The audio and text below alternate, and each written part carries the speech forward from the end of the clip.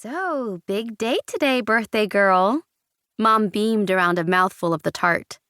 Let's see what the cards say. I'm feeling energized. They're speaking to me. I hated the thought of unseen supernatural beings foretelling my future. Something about the whole knowing things before they happened put a massive damper on embracing what comes after high school.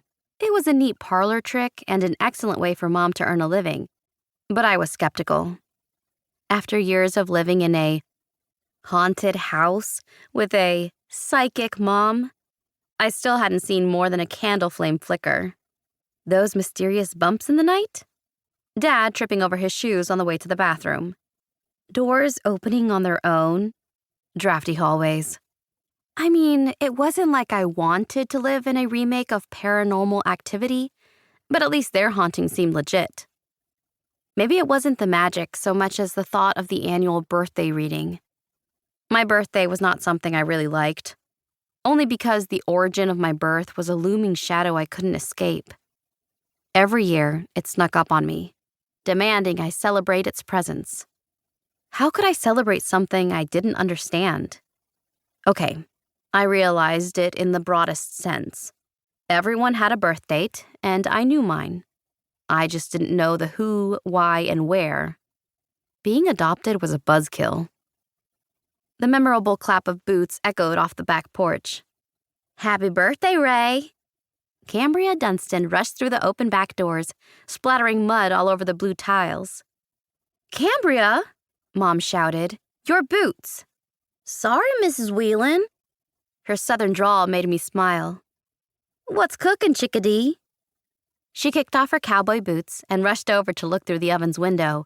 Smells fantastic. Cambria kissed my cheek.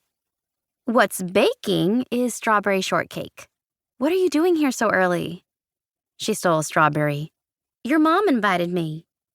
Cambria danced around the island and joined Mom at the table. Can't miss the annual reading. Hoping I'll get another one. What do you think, Mrs. W? Help a girl out? I went to work on slicing more strawberries while Mom shuffled the cards 2 more times.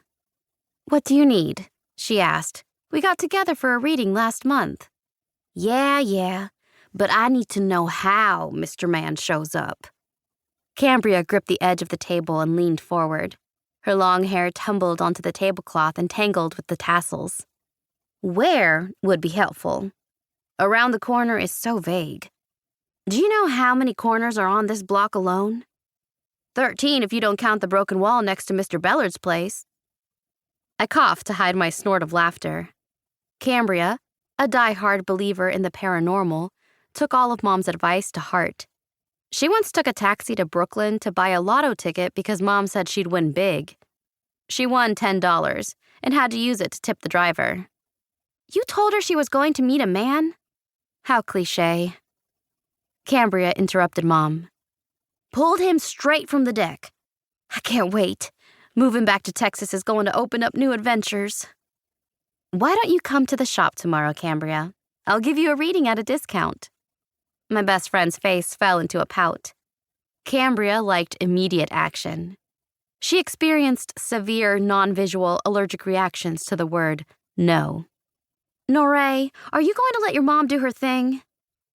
Mom spread the cards out in a half circle, waving me over. I wiped my hands on my apron as I headed over to the table. I hovered my hand across the deck and pretended to feel the mystical energy floating off the cards. I wiggled my fingers foolishly. No energy, just empty air. But Mom promised it was the soul's job. I picked the last 5 cards at the end of the curve because, let's face it, less mess. Mom gathered up the rest of the deck as I slid into a seat next to Cambria. All right, Norae, Mom whispered, shaking her hands in the air to dispel something we couldn't see. Let's find out what your year will bring.